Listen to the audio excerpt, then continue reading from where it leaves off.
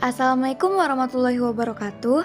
Halo semuanya, perkenalkan kami dari kelompok 10 yang beranggotakan saya sendiri yaitu Anissa Sabila, Nur Anisha, Tiara Dila Olivia, dan Ziva Melina Farhani.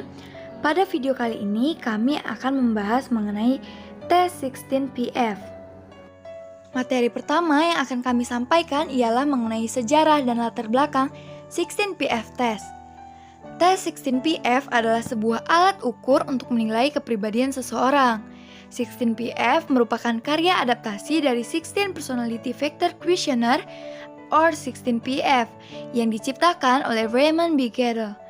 Tes ini diterbitkan oleh Institute for Personality and Ability or IPAD pada tahun 1972. Tes 16PF ini muncul dari perspektif unik penyelidikan empiris yang berupaya mencari struktur elemen dasar dari kepribadian lewat penelitian ilmiah. Tes ini memiliki sejarah penelitian empiris yang panjang untuk membuktikan keilmiahannya, dan memang telah terbukti berguna dalam memahami berbagai variasi perilaku penting. Pembuatan tes ini secara ilmiah bukan tanpa sebab. Raymond B. Gettle, pembuat tes 16PF, berasal dari keluarga yang menekuni bidang penyelidikan ilmiah. Kakek, ayah, dan kakaknya adalah penemu dan insinyur mesin. Sebagai seorang pemuda, ia melihat hasil penelitian ilmiah yang mengherankan pada saat itu, seperti kelistrikan, radio, telepon, mobil, dan pesawat. Hal inilah yang kemudian menginspirasinya untuk menyelesaikan kuliah dan meraih master bidang ilmu alam di Universitas London pada tahun 1920-an. Tujuan dikembangkannya tes 16PF untuk menemukan struktur dasar kepribadian, yang mana Raymond Gettle percaya bahwa karakteristik manusia seperti kreativitas, otoritarianisme, altruisme, atau keterampilan kepemimpinan, pemikiran dan tingkah laku dapat diprediksi dari sebuah karakter atau kepribadian, sehingga tes 16PF dapat digunakan untuk mengetahui keadaan klien seperti cara berpikir, self-esteem, toleransi, coping stress, dan lain-lain. Secara umum, tes 16PF bertujuan untuk mengidentifikasi kepribadian-kepribadian yang cocok dengan profil yang spesifik pada aplikasi okupasional. Sebagai contoh, tes 16PF dimungkinkan untuk mengidentifikasi profil yang pas untuk bagian penjualan atau sales, profil manajer, profil peneliti, dan sejumlah profil lain yang dapat dicocokkan dengan individu.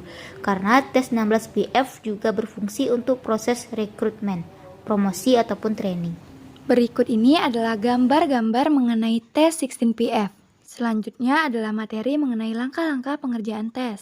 Pada langkah pertama, peserta diminta untuk mengisi identitas yang sesuai pada lembar kerja atau lembar jawab tes pertama, seperti nama, tanggal lahir, pendidikan terakhir, jenis kelamin, tanggal tes, dan tempat tes. Kemudian, dilanjutkan dengan mengisi lembar jawab tes kedua dengan mengisi nomor dan tanggal. Yang kedua, tester akan membagikan buku soal kepada peserta atau tester.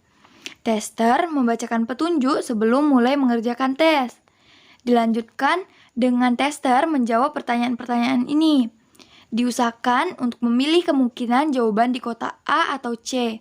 Dan bila peserta benar-benar merasa ragu, bisa memilih kotak B. Lalu berilah tanda silang pada kotak yang dipilih. Kerjakan tes tersebut dengan teliti, jangan sampai ada jawaban yang terlewatkan, karena tidak ada jawaban yang salah dalam tes ini. Selanjutnya, bila peserta telah selesai mengerjakan soal tes, peserta nantinya akan diminta untuk mengecek kembali, dan jika sudah, maka akan dikumpulkan, dan tester akan melakukan scoring. Materi selanjutnya ialah mengenai kelebihan dan kekurangan tes 16PF. Kelebihan tes 16PF.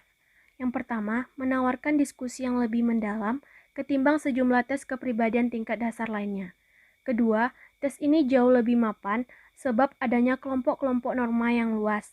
Ketiga, tes cukup sederhana untuk mengungkap kecenderungan kepribadian seseorang.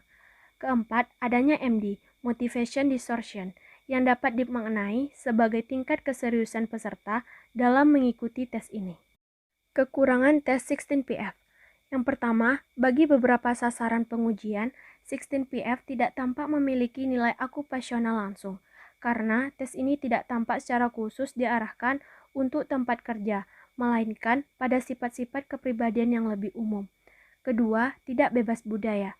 Ketiga, banyak menggunakan istilah baru, aneh, sehingga membingungkan tes T. Keempat, ada soal yang menuntut imajinasi yang cukup tinggi untuk menjawab. Terima kasih sudah menonton. Sekian materi yang bisa kami sampaikan pada video kali ini. Lebih dan kurangnya kami mohon maaf. Kami tutup dengan wabillahi taufiq wal hidayah. Wassalamualaikum warahmatullahi wabarakatuh.